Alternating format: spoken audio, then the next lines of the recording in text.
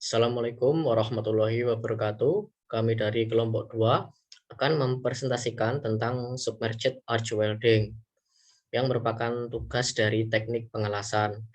Untuk anggota kelompok kami yang pertama ada Mahendra Jaya Pratama, NBI 142 1900007. Lalu ada Syaiful Aran Ramadan, NBI 142 1900013. Ada Nurul Huda, NBI 142 1900016.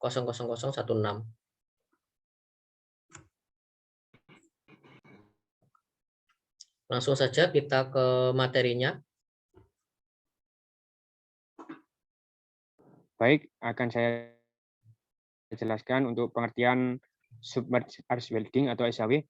SAW merupakan salah satu jenis pengelasan busur listrik, di mana proses pengelasan adalah memanaskan dan mencairkan benda kerja dan logam pengisi atau elektroda oleh busur listrik yang ada di antara logam induk dan elektroda pengisi.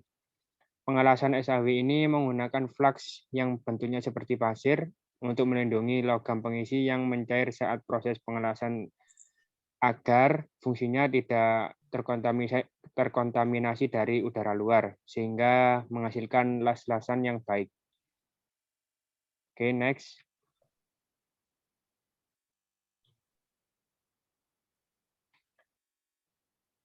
Proses pengelasan SAW ini tidak memerlukan tekanan. Logam pengisi, filler, atau metal, dan flux akan dipasok secara mekanis terus-menerus ke dalam busur listrik yang terbentuk di antara ujung filler, elektroda, dan metal induk yang ditimbun oleh flux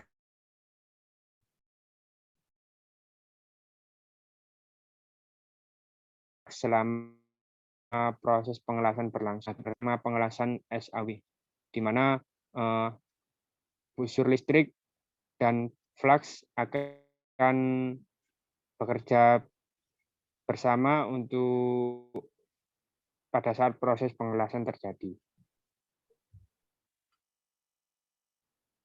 Next.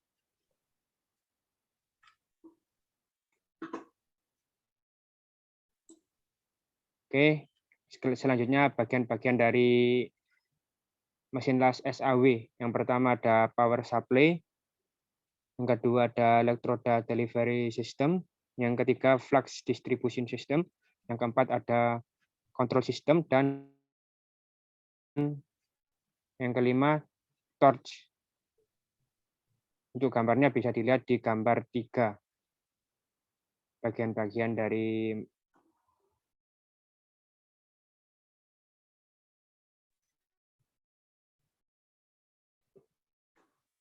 mesin las. Next.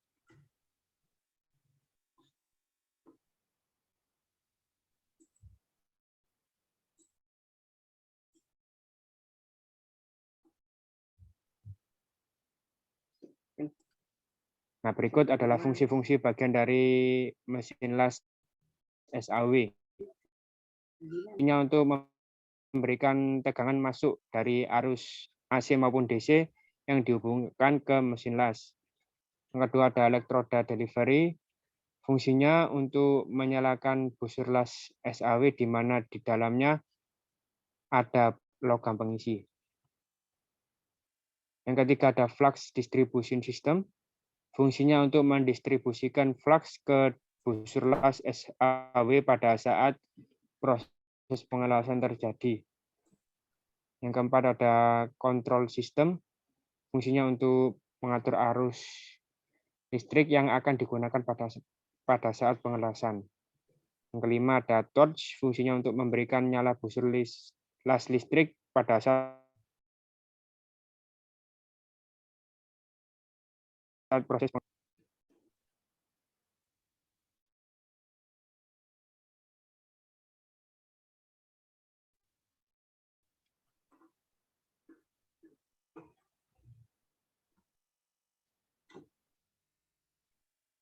Next. Next.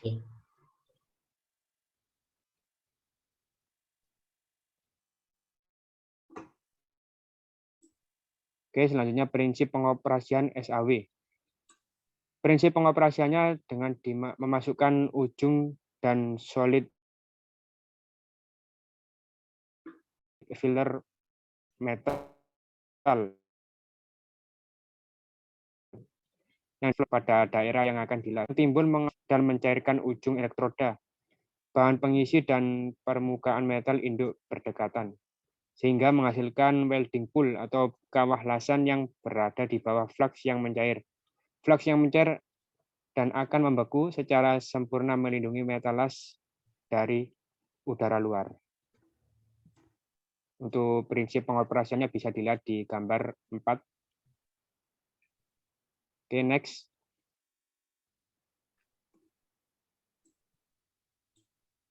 Ada 5 faktor yang harus diperhatikan sebelum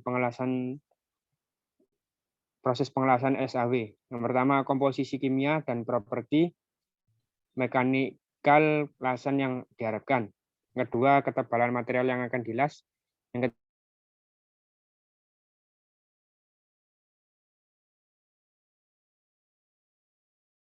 cara kelima diinginkan. Jadi sebelum proses pengelasan harus kita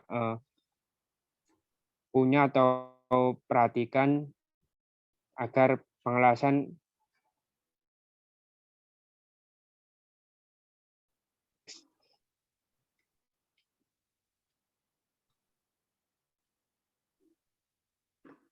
metode operasional pengelasan SAW. Metode pengelasan SAW yang pertama menggunakan otomatis. Pengelasan dengan bantuan motor penggerak ujung torch secara horizontal atau traveling dengan jarak atau kecepatan tertentu. Selain itu terdapat pula aplikasi dari metode ini menggunakan roller untuk menggerakkan workpiece berbentuk tabung untuk memutar ketika proses pengelasan. Pada metode ini menggunakan sistem komputer control automation untuk menyesuaikan kebutuhan pengelasan dengan metode otomatis ini ya. Oke, selanjutnya. Nah, ini untuk metode konvensional masih menggunakan tangan, handheld SAW.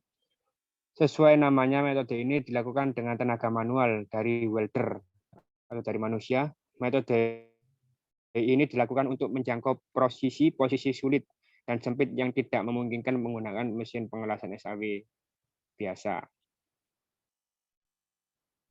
Nah, ini contohnya. Oke. Selanjutnya untuk cacat pada pengelasan bisa dijelaskan oleh teman saya, Nurul Huda.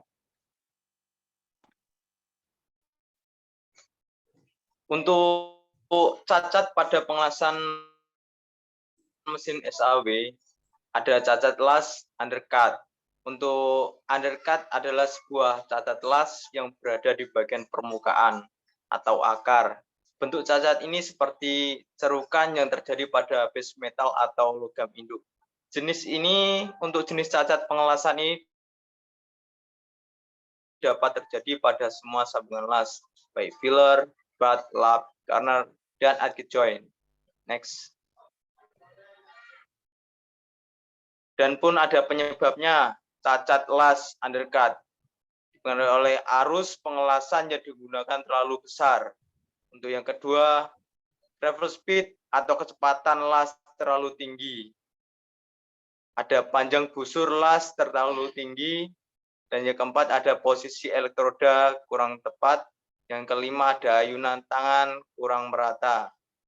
Waktu ayunan pada saat di samping terlalu cepat. Next. Untuk cara mencegah cacat undercut.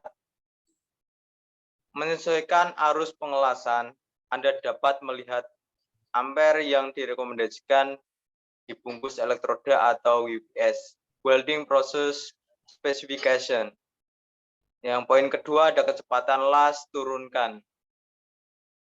Yang poin ketiga panjang busur diperpendek atau setinggi 1,5 kali diameter elektroda. Untuk yang keempat ada sudut kemiringan 70 sampai 80 derajat menyesuaikan posisi tangan kita.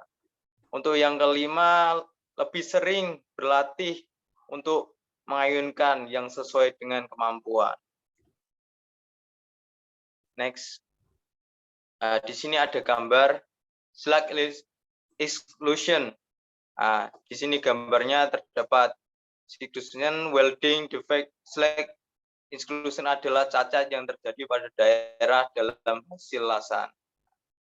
Cacat ini berupa slag yang berada dalam lasan, yang sering terjadi pada daerah stop and run, awal dan berhentinya proses pengelasan. Untuk melihat cacat ini, kita harus melakukan pengujian radiografi atau bending.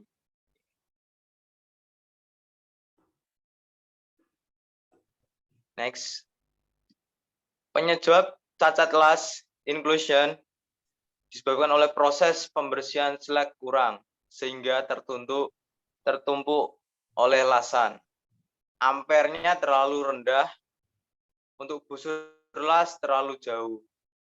Dan yang terakhir ada sudut pengelasannya salah. Untuk cara mencegah cacat las inclusion, kita harus memperhatikan lasan benar-benar bersih dari slag sebelum mengelas ulang. Untuk amper disesuaikan dengan prosedur. Untuk busur las disesuaikan. Dan yang terakhir ada sudut pengelasan harus sesuai. Di sini ada gambar porositas, cacat porositas. Cacat porositas adalah sebuah cacat pengelasan yang berupa sebuah lubang kecil pada well metal. Logam las dapat berada pada permukaan maupun di dalamnya. Porosity ini mempunyai beberapa tipe, yaitu cluster porosit, blowhole, dan gas pore.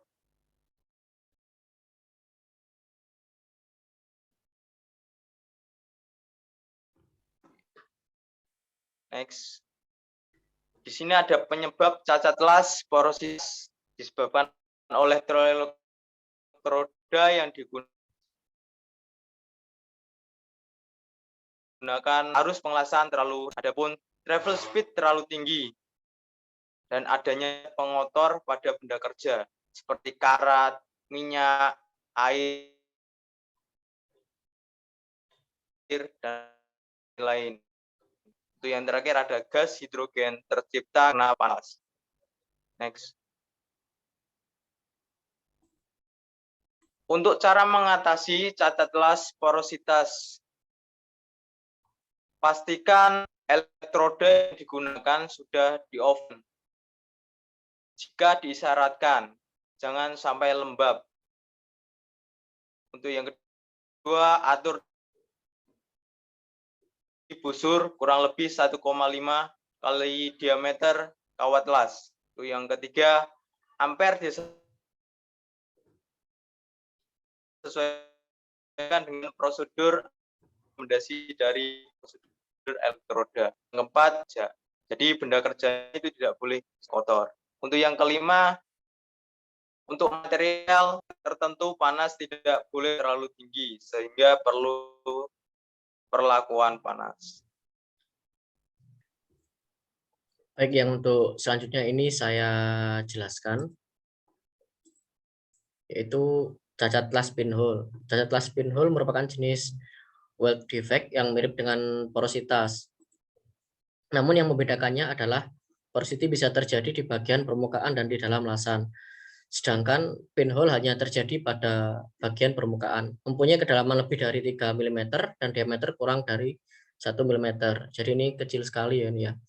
Penyebab pinhole karena udara masuk ke dalam weld pool saat dan juga terbentuknya gas NO2, CO2, SO2, dan CO. Untuk cara mengatasinya, Anda bisa menggerindanya atau cooking hingga hilang kemudian dilas kembali. Selanjutnya, kelebihan submerged arch welding atau las SAW. Yang pertama, sambungan dapat dipersiapkan dengan alur V yang dangkal sehingga tidak terlalu banyak memerlukan logam pengisi. Bahkan biasanya tidak diperlukan alur. Yang kedua, karena proses terjadi di bawah timbunan flux, maka tidak ada percikan logam atau spatter dan sinar busur yang keluar.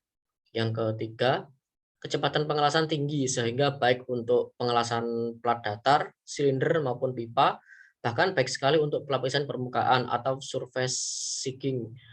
Yang keempat, alat pelindung diri sangat minim sehingga meningkatkan kenyamanan bekerja. Jadi ini tadi ada beberapa kelebihan namun juga ada beberapa kekurangannya, yaitu yang pertama ada proses sedikit rumit karena selain diperlukan flux dan penahanan flux, terus ada juga flux dapat mengontaminasi sehingga menyebabkan terjadinya ketidaksempurnaan pada pengelasan. Yang ketiga, untuk dapat menghasilkan lasan yang baik, logam Indo harus homogen dan bebas dari scale maupun kontaminan-kontaminan lainnya. Yang keempat, untuk pengelasan berlapis banyak yang memerlukan pembersihan terak yang baik, sering mengalami kesulitan. Nah, ini jadi perlu pembersihan yang baik juga ya untuk kekurangannya ya. Untuk pengaplikasiannya, proses SAW atau submerged arch welding digunakan secara luas oleh supplier untuk mengelas struktur-struktur besar seperti tangki, pressure vessel, kapal, anjungan lepas pantai, termasuk alat pengeboran bawah laut. Proses las ini digunakan juga untuk membuat lapisan selubung baik dengan elektroda lembaran ataupun berupa kawat. Jadi kalau di bawah laut itu yang sering digunakan dengan metode las pakai yang ini atau SAW. Baik, demikian yang dapat kami sampaikan dari kelompok 2. Bila ada kekurangan maupun jaringan yang kurang baik, kami meminta maaf yang besar-besarnya. Bila taufik wal hidayah. Wassalamualaikum warahmatullahi wabarakatuh. Waalaikumsalam. Warahmatullahi wabarakatuh.